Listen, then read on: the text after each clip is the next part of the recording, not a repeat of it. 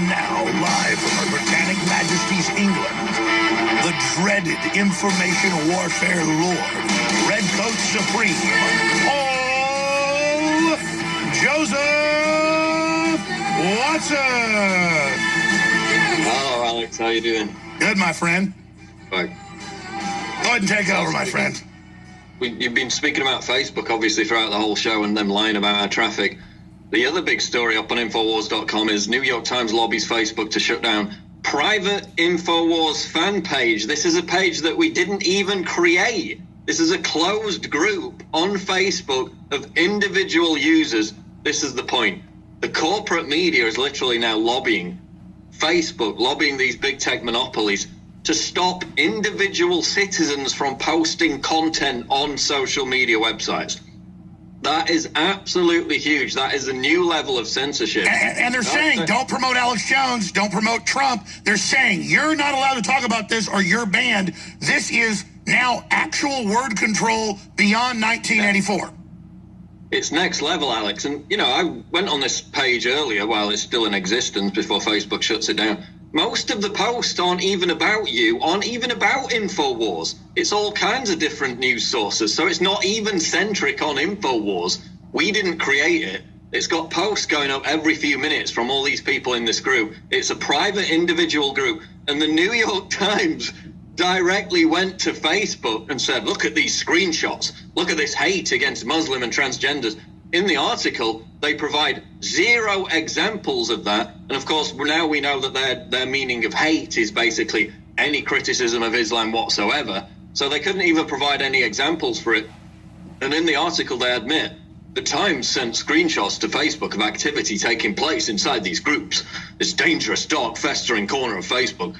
Facebook removed several comments saying they violated the company's policies on hate speech. The groups themselves, however, remain active. So this is the exact same playbook that CNN, that BuzzFeed used for the past 6 months, starting back in February, with people like Oliver Darcy, who has a creepy obsession with Alex Jones, going to YouTube, going to Facebook, demanding they take down our content, our channels, our pages over and over again.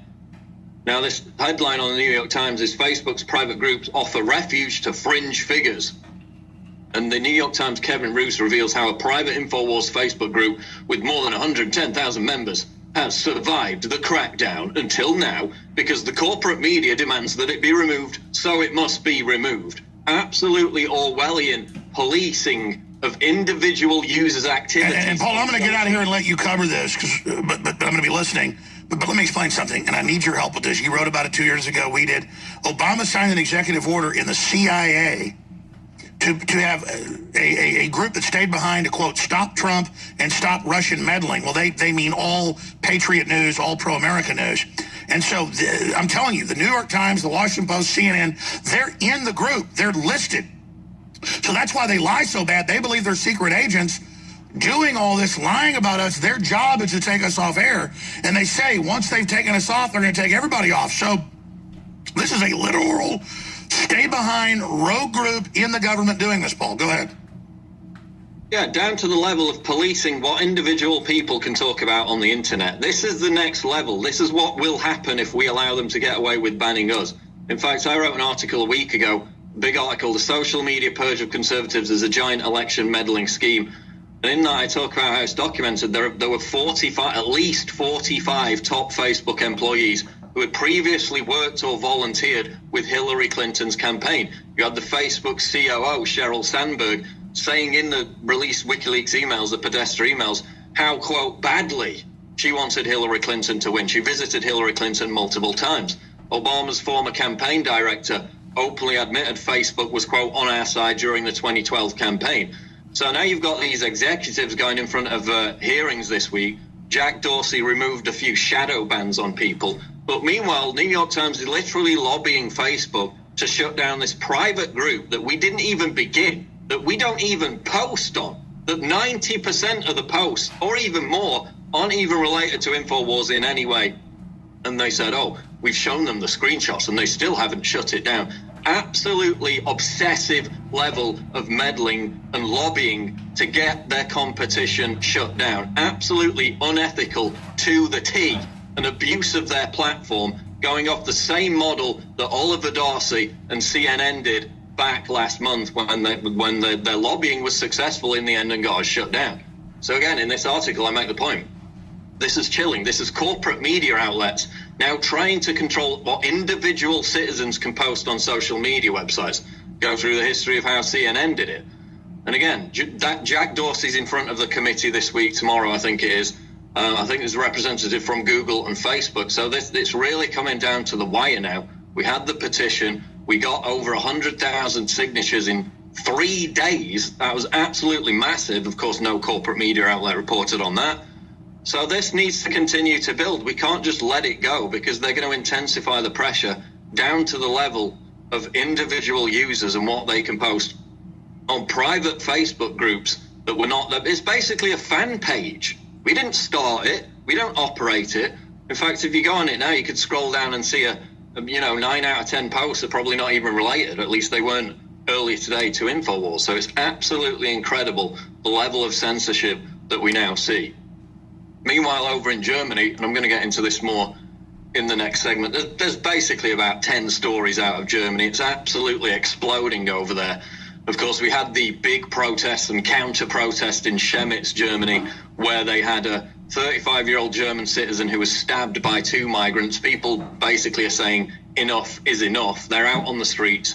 Angela Merkel, whose popularity is at a record low, around 30%, the lowest in her entire political career, is calling them all Nazis. If you watch the videos like the one we're playing now, it's reasonable, rational people. They're not even talking about race. They're talking about, in this example, a guy who can't even take his wife and his daughter-in-law into town because they get sexually harassed by Muslim migrants on a regular basis. And these are the same stories we hear coming out of all these different German towns.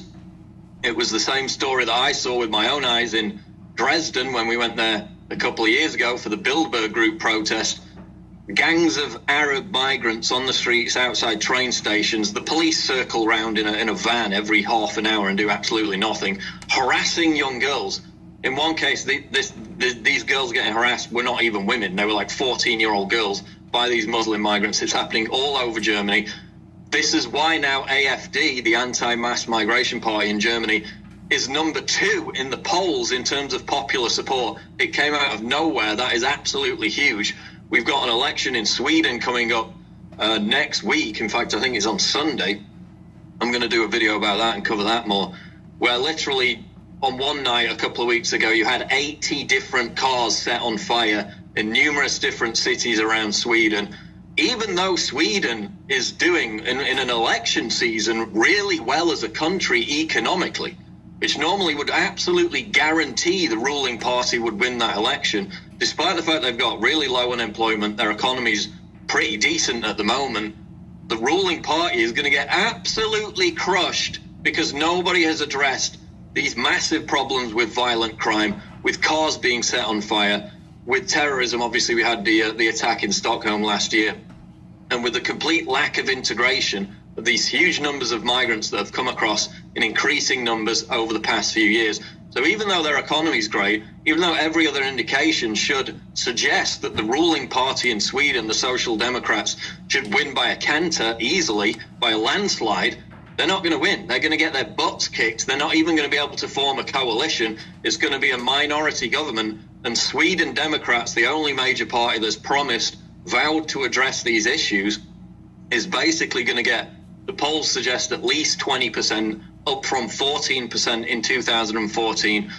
But no major party in Sweden, despite the fact that it would enable them to form a majority government, will dare form a coalition with the Sweden Democrats. Even though, you could compare them to the AfD in Germany, for example, they're not even as right-wing. Some people criticize them for not being right-wing enough, but they're the only party that's promised to address this. And coming up in the next segment, we're going to go back into Germany and tell you about this, because this was what should have been a national news story.